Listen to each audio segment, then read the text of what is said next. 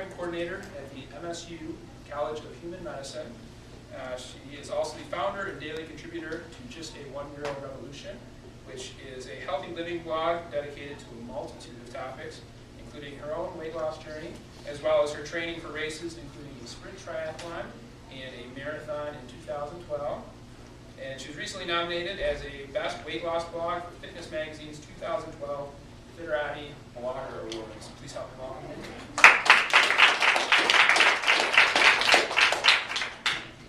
So, thanks for coming.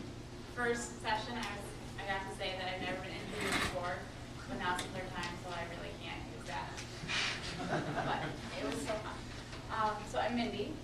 If you told me 6 or 7 years ago that I'd be standing up here telling you all about how to have a healthy lifestyle, I would have laughed at you. I was the antithesis of healthy. I was the girl who, walking from one end to the other of the Allendale campus, it was a hard workout. I could eat a whole pizza by myself in one sitting. I was 75 pounds heavier than where I'm at now. The exact opposite of where I am today. And in September of 2006, I went with campus ministry at Grand Valley on a Labor Day weekend trip to New York. When we got back, everyone started posting their pictures of their trip on Facebook, and I was mortified at what I saw of myself. I didn't realize that I had let things get to that point, that I was that unhealthy, that I was that overweight. I was clinically obese. A healthy BMI maxes out at about 24 and a half. I was at 40. Obesity starts at 30. I was not at all healthy. So a couple weeks after that, my sister and I did Weight Watchers together. She was very generous and paid for it. She's like, I'll do it with you. I'll pay for you, but you gotta stick with it. And so it all kind of started from there. And over time, I started discovering the whole healthy living blog genre. There's a surprising amount of them out there. And as I was reading them, I was like, you know what? I could do this. Like, I have a story to share. I have things to contribute. And so in May of 2010, I started my blog, Just a One-Girl Revolution. As you heard, I was recently nominated for a blogging award, which I was really excited when I got that email. I didn't win, but that's okay. It's an honor just to be nominated. And then I'm also an ambassador for a new company called Fitfluential. It's just a group of like-minded, fitness-motivated people. There's a lot of bloggers, but then just fitness enthusiasts. And you don't have to be a blogger to be a part of it. So, Fitfluential.com is a great resource. What do you offer there? Do you just support? It's just kind of like networking and like other people like get ideas from. There's some like certified trainers that are ambassadors, so there's a lot of great people to go to for ideas. And as we grow, there's going to be more coming from that. Right. At Fitfluential, we believe that there are 4 components to a healthy life: eat, move, sleep, and enjoy. And by keeping these 4 things in the central part of your life, keeping them balanced, and that is where you're going to find a healthy lifestyle. So I'm going to focus on those 4 tonight. The first one I'm going to talk about is eat. I fully believe that what you eat and what you put into your body affects your whole life. It affects your energy, it affects your appearance, it affects your weight, it affects everything. And so by fueling your body the right way, you're going to have an overall better life. Right. I'm going to start out with grocery shopping. Do it. Like, be buying groceries, making your own meals. When you're cooking at home and cooking for yourself, you know what is going into your meals. You know you can control the oils and the fats. You can control how much. So be cooking for yourself. When you're at the grocery store, be focusing on the whole foods. Be focusing on things with short ingredient lists, things you can pronounce. When you've got the long ingredients with the chemicals and you look at it and think, I don't know what that is. If you don't know what it is, you probably shouldn't be putting it in your body. Right? And so to do that, focus on the outer edges of the store. When you're at Meijer, when you think of Meijer, the perimeter is where you find the fruits, the vegetables. It's where the healthier options are. It's when you get into the aisles that you're going to get the processed foods and things with those long ingredient lists. So be trying to stick to the perimeter the majority of the time. going back to the ingredients, read nutrition labels of everything. I try to stick with the 5 ingredient rule. If it has 5 ingredients or less, it's a good choice. If it's getting longer than that, the longer the ingredient list, the more likely it is it probably shouldn't be eating it. And then for produce, buy what's in season. If you go to this website, I know on your handouts it's kind of small, but my email is on my card if you want the presentation later. But that's a great website that's going to list month by month what's in season in Michigan. Because right now, asparagus is in season for another couple weeks. But when you get to like October, if you want asparagus, it's going to be from Mexico, it's going to be from California. It's not locally grown. If it's locally grown and it's in season now, it's going to have the most nutrients. It's going to be the healthiest because it's going to be fresh out of the ground. Better yet, when it comes to produce, rather than going to the grocery store, go to the farmer's market. We have an awesome one here in Grand Rapids. If you haven't been, highly recommend it. When you're at the farmer's market, the produce is going to be out of the ground, even more recent. Sometimes as soon as that morning. You can talk to the farmers themselves. You can know how they grow their foods, if they use chemicals. You can have that firsthand experience. So then when you're at the grocery store, go with the list. Plan your meals ahead of time, know what you want to eat that week, know what you need to buy those things, and stick with your list. And then don't go when you're hungry. I know when I go shopping when I'm hungry, that's when I buy the Pop-Tarts and the Doritos and the Ben & Jerry's. If you go when you're hungry, you're going to buy what's convenient and you're going to buy what sounds really good right then. And then avoid gimmicks. If the products have the low fat, fat-free, and sugar-free, it sounds like a great option. It's going to be lower in calories and all of that. But those are also the products that are going to have the more additives, are going to have the chemicals. If you buy the whole fat cheese compared to the low fat, it's going to have more calories and it's going to have more fat, but it's going to be whole ingredients and it's overall better for you. Right. And then with the produce, I would encourage you to stick to organics when at all possible. I know they're more expensive, but when you buy organics, you're not getting produce with the chemicals on it. It's not going to be on produce, it's not going to be going into the groundwater. Animals aren't going to be eating the pesticides, and the farmers aren't going to be exposed to them. Organic food is generally about 20% more expensive than regular produce, and I know that if you're on a limited budget, that can add up. So if you're going to buy organic, and you can only buy certain things, the Dirty Dozen over on the far column is the ones you're definitely going to want to buy organics, because those are going to be the ones that absorb the pesticides the most, and they're going to be the ones that's going to stick in you. But whereas if you go to the Clean 15, if you buy cantaloupe or if you buy pineapples, you're not eating that outer layer, you're getting rid of that, and that's where the majority of the pesticides are going to be. So you've got your groceries, now you're home. As soon as you walk in the door and start putting things away, start chopping up your produce right away. Wash it, clean it, have it ready to go. If you're cooking for yourself, make meals that you can make on the weekend and it's going to last throughout the week.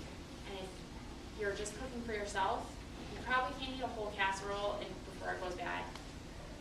Make half, eat half then and then freeze half, and then you have something to eat later as well.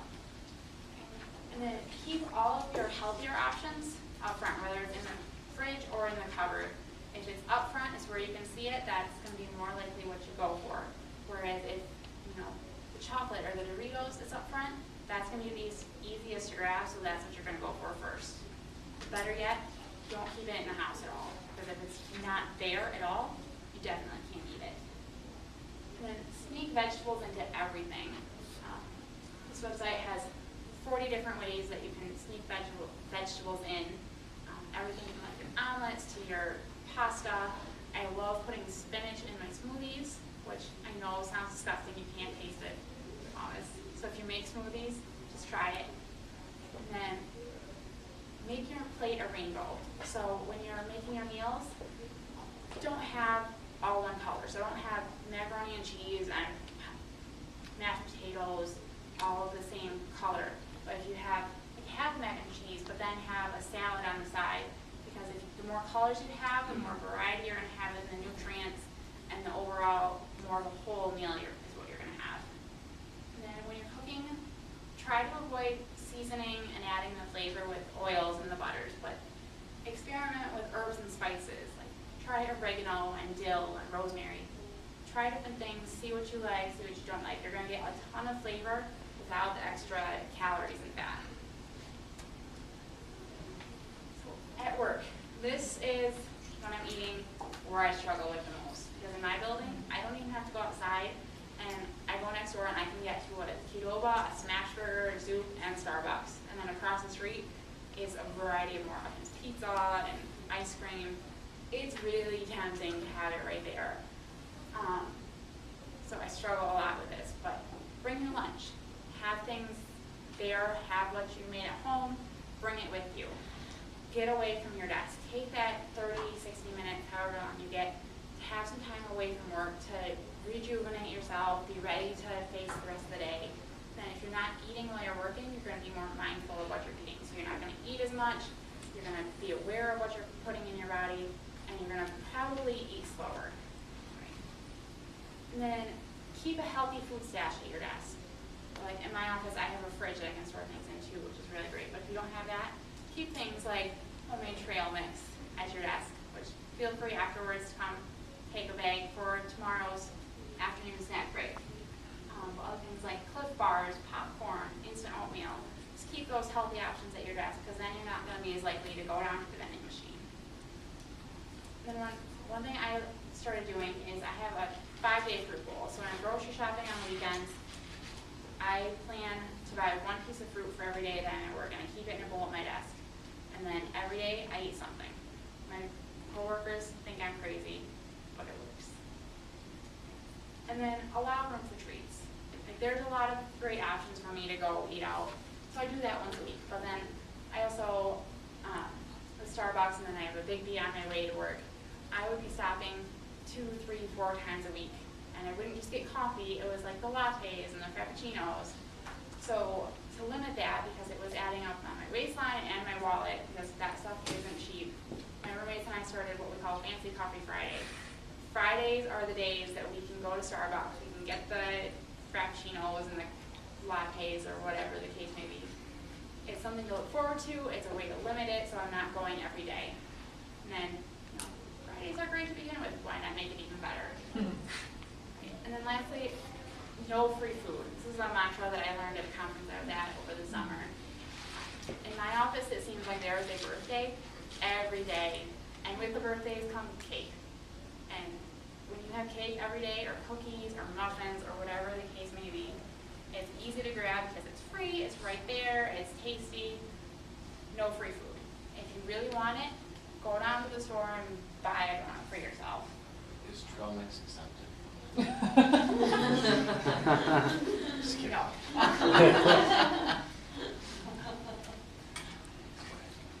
Alright, dining hours. I don't know about you guys, I love eating out. I talked about the food court at work. My family, like my dad and stepmom, come take me out to dinner once a week. I love going out with my friends. There's so many great options around town. So when you go out, enjoy it. Like, indulge, have a meal you wouldn't otherwise have. Have the bread or the appetizers, like enjoy that stuff. Have one extra thing, don't have everything. Because when you're having that meal, it's gonna be large, and then so you're getting a lot of calories there, and then you're adding even more with all the extra stuff. And then be careful of the portion sizes. Most restaurant meals today are at least 2 to 3 servings in one dish. Like when you go to Olive Garden and you get that bowl of pasta and meatballs, that's not one meal, that's 4. So the first thing I do when I get a meal, I cut it in half. If I can get it to-go box right away, then I put it away half away before I start eating. Because then out of sight, out of mind. And then if you can't, then as you're eating, once the first half is gone, be careful about stopping there. It's easy to just keep going, and next thing you know, your plate is empty. Better yet, if you have a friend or a family member you can share a meal with, do that. Then you're getting less food and you're saving money, which I'm Dutch, so I love saving money. And then if you're going to a chain restaurant, I know like a lot of places around town, like Murray Countries, don't have this, or wherever you might like to go, but if you're going to like an Applebee's, check the nutritional information online before you go. Almost every place you go now has that online. Check it. Like, think about what you want, look at the nutritional information, think about how you can make that better. Some places even have where you can customize your meal and figure out what the calories are going to be if you take off the cheese or if you add something else. So play around with that and go in with a plan. Then when you're going out, start your meal with a salad. Just get a side salad, start with that, ask for the dressings and the cheese and all that kind of extra stuff on the side, then you can control how much is going on and you're not getting whatever they put on because it's generally more than you need. When it comes to the dressings, stick with things like vinaigrettes and the oil and vinegar. Just go light on the oil. Or better yet, no dressing at all. And then slow down. Like I eat really fast, so this is hard for me. But if you're going out for a meal with your family, you're there to enjoy your family or your friends or whoever you're out with. Enjoy the company, savor the time, and savor the meal. Put your fork down in between bites. It's going to help you slow down. And by slowing down, you're going to eat slower, you're going to digest everything slower, and if you don't eat too fast, you're not going to feel full too fast. Right. And then just some key words to think about when you're out to eat. In Star column, things that are awesome and taste really good. The Alfredo, scalloped potatoes, and the hollandaise sauce. It's all really delicious, but those are the things that are the worst for you. So try to avoid or limit that column, but then baked chicken or the broiled fish or whatever the case may be, stick with those options. They're going to be better for you. All right. And then as a vegetarian, I would love to stand up here and tell you you should all be vegetarian too, but I know that's not going to happen. People love their hamburgers. So try Meatless Monday. 1 day a week, cut out animal products. It's going to be better for your health. Like as you can see, there's so many health advantages to minimizing or eliminating animal products. You're going to lower your cancer risk. You're going to lower your risk for heart disease. It's going to help manage your weight. You're just going to overall improve your diet. And then there's also quite a few environmental benefits to cutting back animal products. Overall, producing a pound of meat is much more expensive than producing a pound of greens. By cutting back on your meat consumption, you're going to be helping the environment as well. And you're going to be saving the baby animals.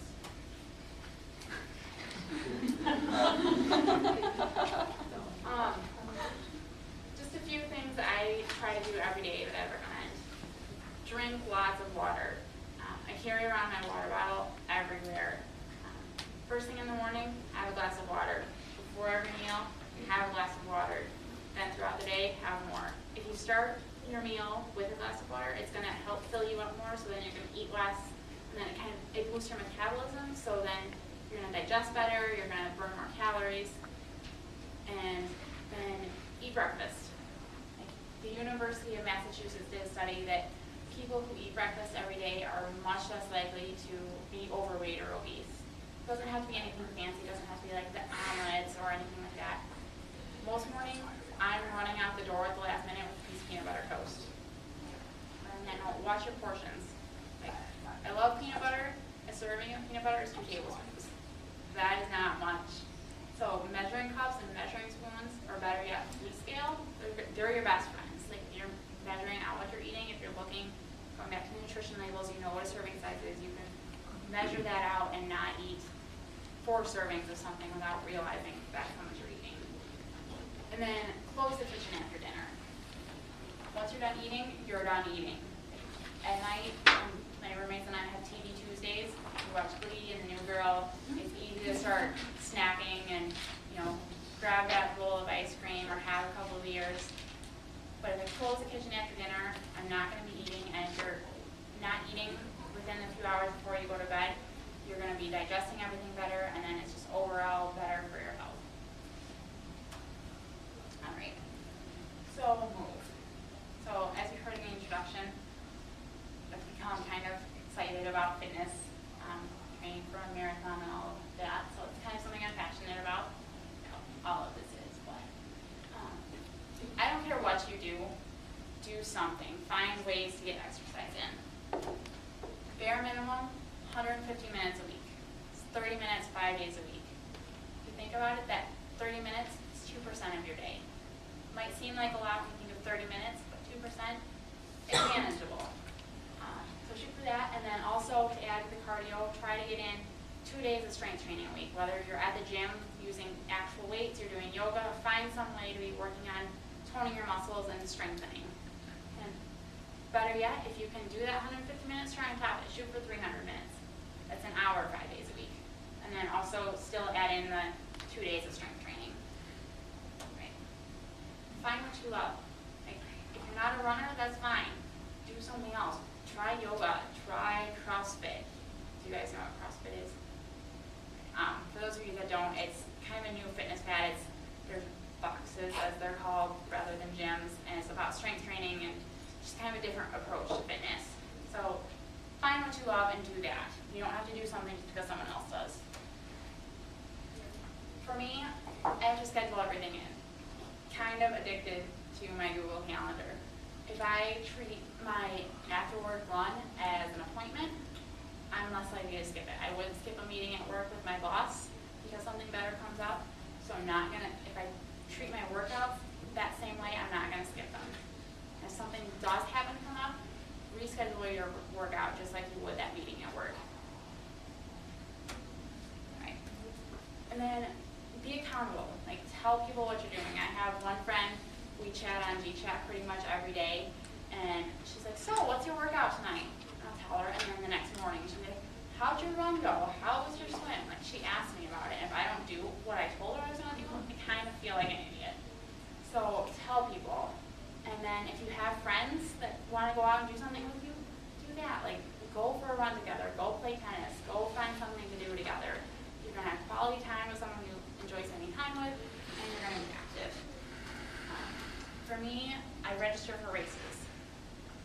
Having that financial accountability is that extra incentive. Like, $25 to $50 for a race, it's a lot of money. So if I pay that, I'm a lot more likely to stick to it and be prepared for it. And then on that same note, I recently started a rewards jar. For every workout I do, $1 goes in the jar. And then as it adds up, I can treat myself something like a pedicure or new workout clothes or whatever I'm wanting at the time. Just that little extra incentive to get out there and be moving. And find ways to sneak it in. Like, you don't have to be at the gym sweating out on a treadmill every day.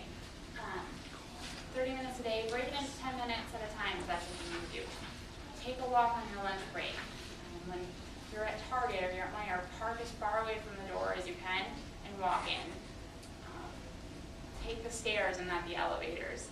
You know, so many of these are so cliche, you hear them all the time, but they work. Like I said before, like, get out and do something active with your friends instead of going out to happy hour. When you're at work, if you have a question or you need to talk to a coworker, rather than shooting them a quick email, get up and go to their desk and talk to them. You're going to get results faster and you're going to get a little extra movement in. When you're at the grocery store, if you're just going in to pick up a few things, don't grab a cart, grab a basket. Carrying it around, you're going to get that little extra strength training in, and you're going to. And then if you have a pet, like do any of you have dogs? If you're walking your dog, go for an extra walk around the block. You're going to benefit, the dog's going to like it. Or, you know, just go out for a walk by yourself and take an extra walk around the block. All right, sleep. This is probably, out of the 4 areas, the thing I struggle with the most. I like my sleep. I am a night owl. Like, if I could sleep from like 1 a.m. to 9 a.m. every day, that would be ideal. But it's not going to happen because I have to be at work at 8. But you still need that 7 to 8 hours of sleep every day. By not getting that, it's affecting your health. You're more likely to suffer from depression and irritability. You're going to have more memory and concentration issues. You think about when you're driving, when you're tired, it's a lot harder to stay focused on the road and pay attention to what you're doing. You're going to have more daytime sleepiness, you're going to be more prone to weight gain, and then just a variety of other health problems like heart problems, high blood pressures, more susceptible to stroke.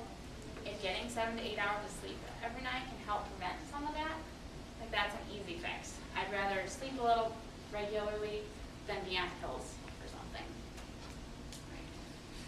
Few tips. Right. So college is done, so is the time for all-nighters. I pulled my fair share of them in college. They screw you up. They mess with your internal clock. They throw you off. Just don't do them. Stay consistent in your sleep cycle.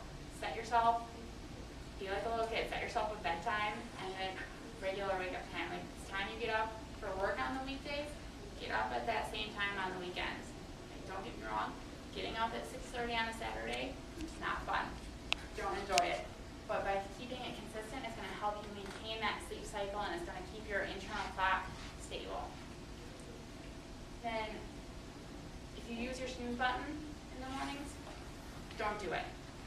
When you're doing that, it's going to make you groggier in the morning. You're ultimately going to have a harder time getting up, and it just continues to throw off your internal clock.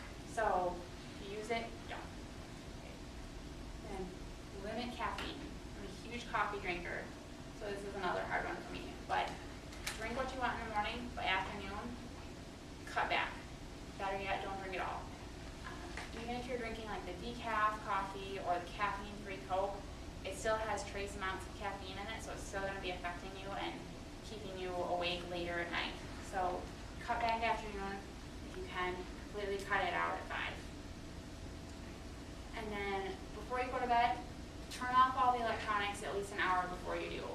Having all of those, that light and the stimulation from the TV or your iPad or your computer, whatever the case may be, that light is stimulating your brain to think you still need to be awake. So if you shut things down an hour before bedtime, it's going to give your body time to unwind and adjust and know that, okay, it's time to start getting ready for bed. And when you do that, make yourself a routine at night. Like, get ready for bed, like brush your teeth, do all of that. Like, I enjoy like reading a book and journaling before I go to sleep. Find something that is going to help you know that it's time for bed and it's time to unwind, and like that's it. Right. As you go to sleep, keep your bedroom as dark as you can get it. Like heavy curtains, I sleep with an eye mask. By shutting out the light, it's going to cut out that extra stimulant. In the morning, do the exact opposite. When your alarm goes off, start turning on lights, opening curtains. Having that light, much like it helps you sleep at night, is going to wake you up in the morning. And finally, enjoy. That's a lot of information, and it's a lot to stick to. You don't have to be perfect. Right? Life is meant to be lived. Like, you've only got one life, enjoy it. If that means going to Jersey Junction after this and grabbing ice cream with your friends, do that. I try to stick to the 80-20% rule. If I'm on track and doing well 80% of the time, and I'm a little more lenient 20% of the time, I feel like I'm doing really well. Right? And when you're at work, don't chain yourself to your desk. Like, as you're starting your career, it's really easy and really tempting to put in the extra hours, to work through lunch, to do what you need to do to make that impression. I mean, while that's important and it's valuable to your career, work is not everything. Like, maintain that work-life balance. Get the work you need to get done, but then also enjoy your life. If you only focus on work, you're going to burn out really fast. Much like I schedule in my workouts, I schedule in my social time. If I call up a friend and be like, hey, let's do dinner at this time, then I know that I'm getting that quality time with my friends in. And it's just one more appointment, and I'm like, okay, this is on my calendar, this is there, because those relationships are just as important to a healthy lifestyle as anything else. And then finally, make time for hobbies. If you don't have any, find some. If you do have them, make time for them. Like, it's important to, like, if you like scrapbooking or whatever the case may be, make time for it. It's what you love to do, so do it. Right. And then just a few resources that kind of helped me along my journey as I kind of discovered this, how to be healthy. Healthy Tipping Point and Care from Cake. A couple of books that have come out in the recent year or so. My friends wrote them, so I'm biased. They're really good. The documentaries on Food Incorporated, Forks Over Knives, and King Corn, they're all about like the food industry and what food does to your body and all of that. And then Weight of the Nation is on HBO.com. It's streaming for free right now. It's a really great one about the obesity epidemic in America. Alright. Then just a couple blogs that I found really helpful. The first one, greatest.com. It's just a lot of great articles about like everything, like happiness, health, diet, all sorts of things. If you want strength training ideas, you can go to the CrossFit website, and they every day post their workout of the day, so you can get a new idea of that day for how to mix up your strength training. Are any of you on Twitter? No? If you're not, you should be. It's fun. Just a couple hashtags to follow: Fitfluential and then Fitblog. They're all, other healthy living, fitness-minded people. Fitblog is a chat that's every Tuesday night at 9. And then just some shameless self-promotion. There's my blog, and you guys all got my card with all that information as well. And then, like I said, if you guys want a copy of the presentation,